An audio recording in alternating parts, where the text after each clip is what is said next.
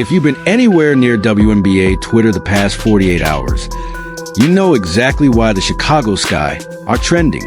Angel Reese went on the record with the Chicago Tribune and lit a match under her own franchise. Her message was blunt. She's not settling for the status quo. She wants the best of the best around her, and this offseason can't look anything like the last one. That's the headline. The aftershock has been even louder. Teammates were reportedly unhappy. A locker room meeting was scheduled. Fans and front offices around the league are asking the same question. Did Angel Reese just put the Sky on notice, or did she put a target on her own back? Before we dive into the fallout, sound off in the comments. Are you Team Clark or Team Reese right now? Do you see a leader holding standards or a young star who misread the room? Tap like so more WNBA fans see this breakdown, subscribe, and turn on notifications. We'll keep you locked on WNBA news, trade buzz, playoff races, and the off-season moves that could reshape both the Chicago Sky and the Indiana Fever. Let's start with a quote that detonated the news cycle. Talking to the Tribune, Reese said she wasn't settling for the same this year. She doubled down with a non-negotiable. We have to get good players. We have to get great players. She also vowed to help recruit them. However I can help to get the best here, that's what I'm going to do this offseason. And finish by saying we can't settle for what we have this year. If that sounds like a demand for a roster overhaul, that's because it is. That kind of talk is rare mid-season, and rarer still from a 22-year-old who hasn't yet completed a full campaign without injury. You can make a case for high standards. Stars are supposed to be demanding.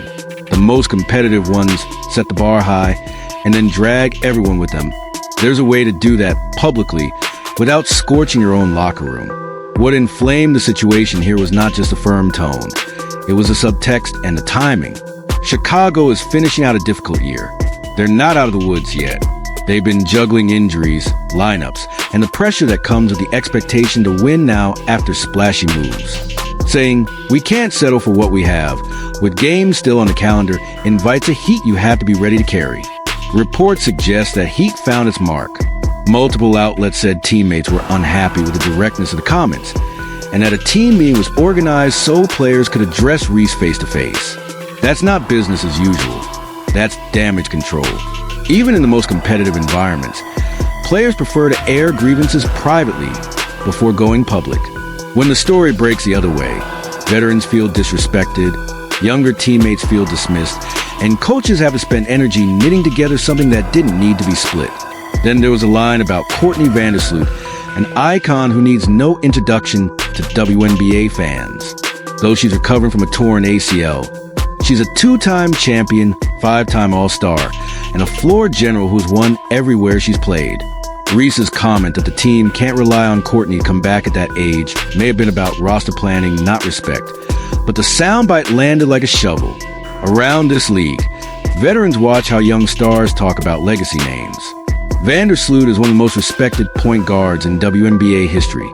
You don't need to be a Sky diehard to know that. Even if Reese didn't intend to be dismissive, that's how it sounded to a lot of people. All of this would be a different conversation if Chicago's front office hadn't already swung big to build around her. They have. The Sky paid real capital to go get proven help. They moved pieces, high-value ones, to add championship DNA.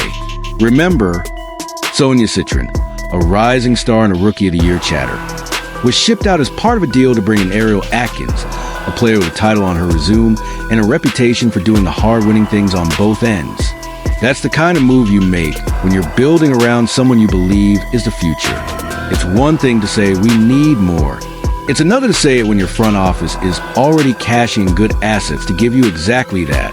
The backdrop makes the outburst feel more volatile. In a season where chemistry is fragile and criticism goes viral, the responsibility to calibrate your words is part of being a franchise player. Reese didn't calibrate. The reaction inside the locker room, get elite talent, is wrong on its face.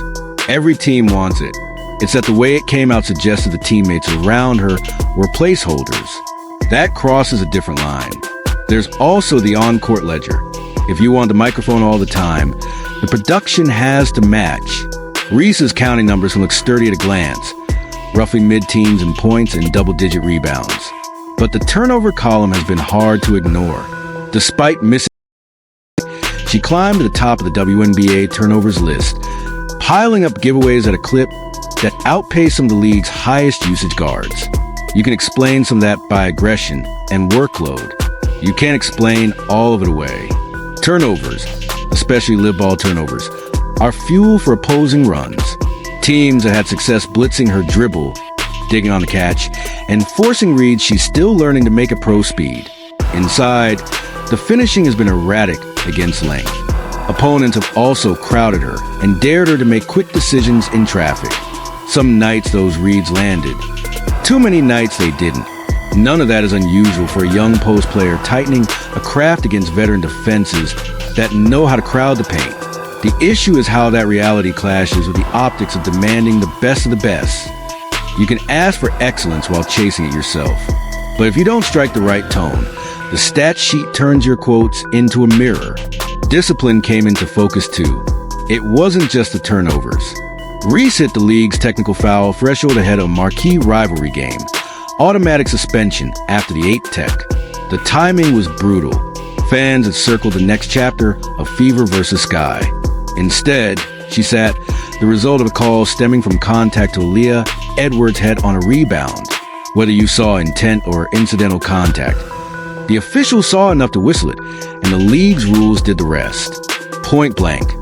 When you're faced with a franchise asking for more, you can't be unavailable because your temper got the better of you. The message it sends to the locker room, to the front office, to free agents evaluating your situation, isn't the one you want out there. Here's the other on-court truth. There were stretches where the Sky looked freer without her. The ball moved. The spacing breathed. The defense tightened. No one is arguing Chicago is better without talent. That would be nonsense. But anytime a team's flow improves when a star sits, you pay attention.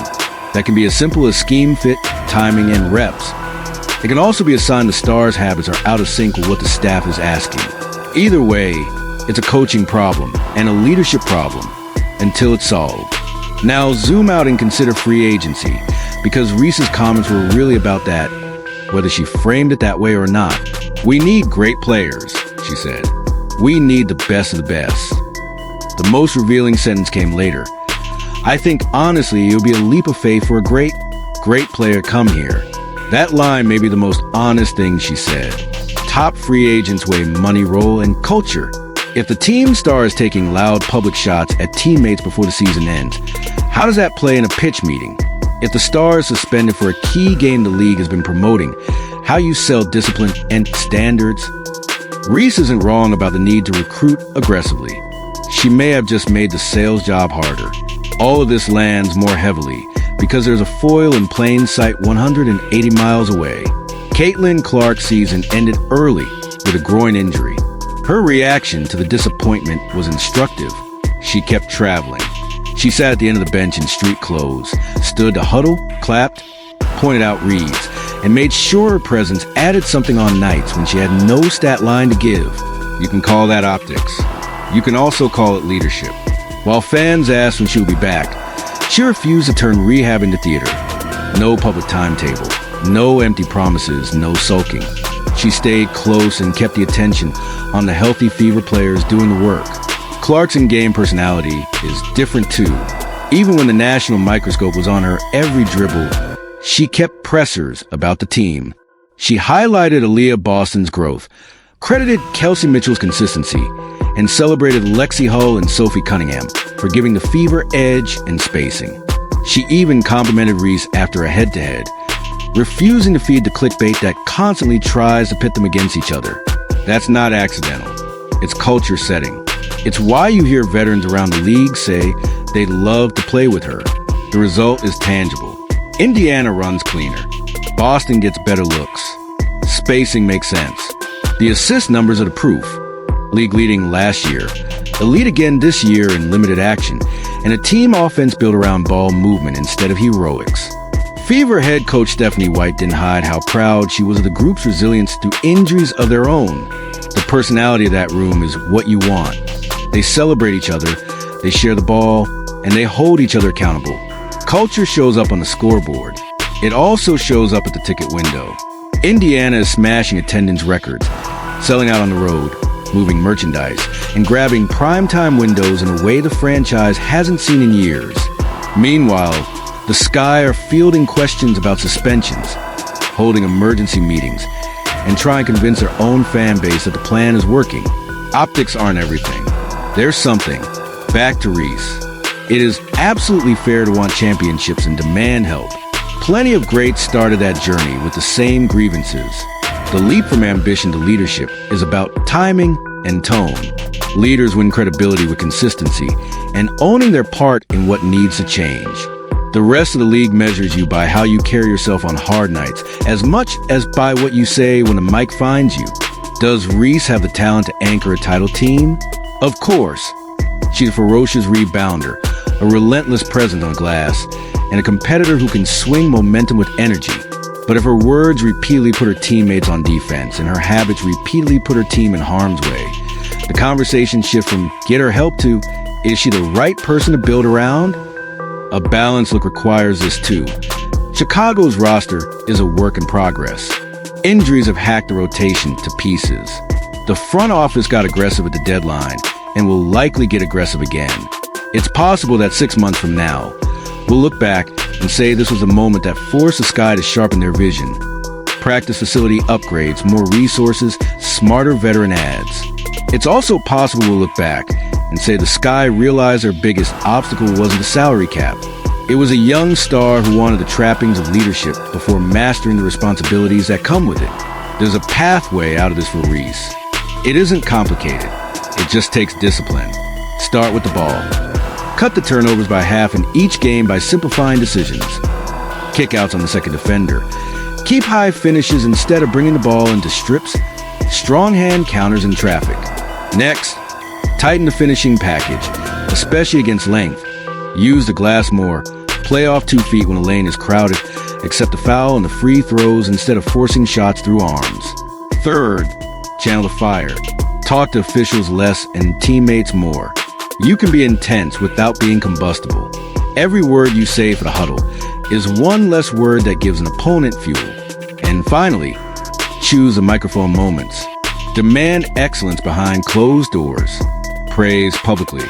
That's a cliche because it works. As for the Sky, front office decisions are again on the clock. If they want to recruit stars, they have to make Chicago a place stars want to be.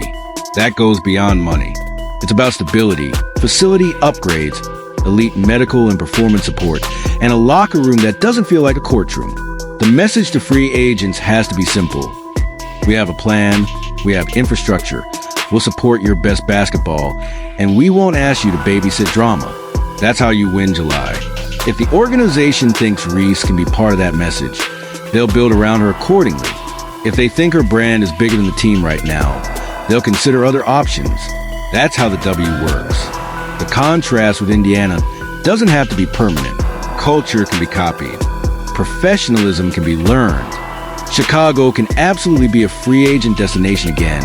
Big city, big market, championship banners and rafters, and a fan base that wants to cheer. The path starts with self-awareness. That applies to franchises and to players. It's never too late to change the way you're viewed, but you have to start by looking squarely at what created the view in the first place.